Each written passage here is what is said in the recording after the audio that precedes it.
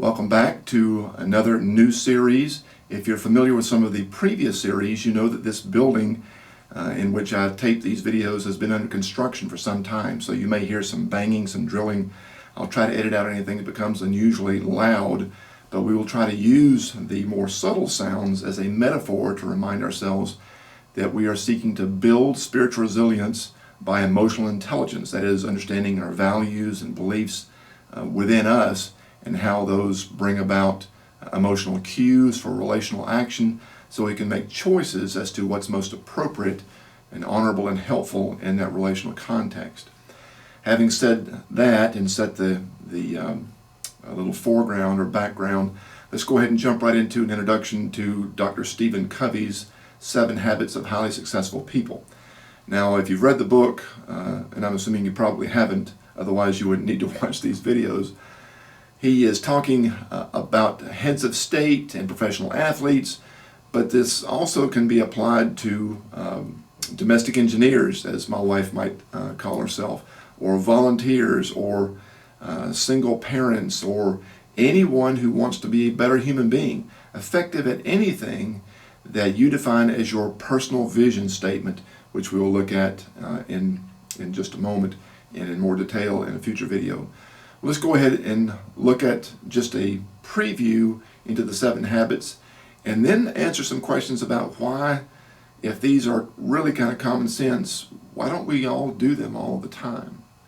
Dr. Covey's first habit is to be proactive, and the little image there of the umbrella and the rain can remind us of someone who has the choice of complaining about the bad weather outside versus someone who has been proactive and looked on the news, seen what the weather's going to be today, sees that it rains, and chooses to take an umbrella so they can go ahead and pursue what is important that day and not sit inside and complain about things they can't control. That's a basic metaphor or picture of proactivity. We'll look at that in greater detail in our very next video. The second principle is to begin with the end in mind, and you see there some people talking to a clergyman at a church. They're going to a funeral. So when Dr. Covey talks about the end in mind, he means your end, the end of your life. That people are standing around your coffin at the graveside. What do you want them to say about you when this life is over? And working from that end in mind and then beginning to plan how you want to live your life day to day. The third principle is to put first things first. And I have a little number 1 there to remind us that inherently only one thing can be number 1. And we typically, unfortunately, don't live that way. We often live as if everything is kind of on the same par of importance. But that can't be the case. We can't spend all of our time and all of our energy and all of our other resources as if everything was number 1. We have to make some choices because we have limited time, we have limited energy, and we have limited availability to be only in one place at one time. So we have to make choices and to put whatever we decide is number 1, in fact, as number 1, and live so that our actions reflect that priority. The fourth principle is to think win-win. Here's a picture of multiple people celebrating. A win-win says that not just I win in what I want to accomplish, but the people that I'm working with, the people with whom I have a relationship, they are celebrating what we are doing together. I win and they win too. The fifth principle is to seek first to understand, then to be understood.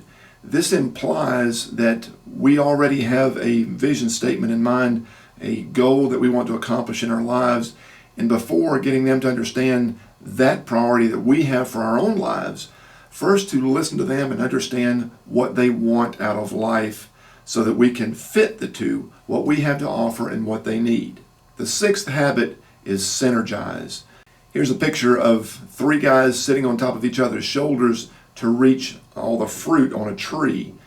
In this case, we can see that 1 + 1 + 1 equals more than 3. If they had all their feet on the ground, they could only reach the low-bearing or low-hanging fruit.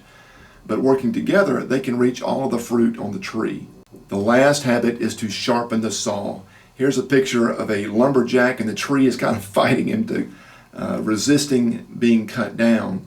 If our saw or skills or our approach or anything else, any other tool that we're trying to use to implement our personal vision statement, if it's dull, if it's not really effective, we need to take time to sharpen our tools, sharpen our saw, improve ourselves so that we can be more effective and more efficient in that vision. The first 3 habits are about managing ourself. The last 4 habits are about managing our environment. Well, as I mentioned earlier, if these are common sense, and they really kind of are, why don't all of us do all of them all of the time? For one reason, paradigms. We live in cultures and organizations that dictate our goals and our roles. Whether you grew up in or are living in the Bible Belt or Silicon Valley or the DC Beltway, those cultures, those subcultures, they dictate to you what life should look like.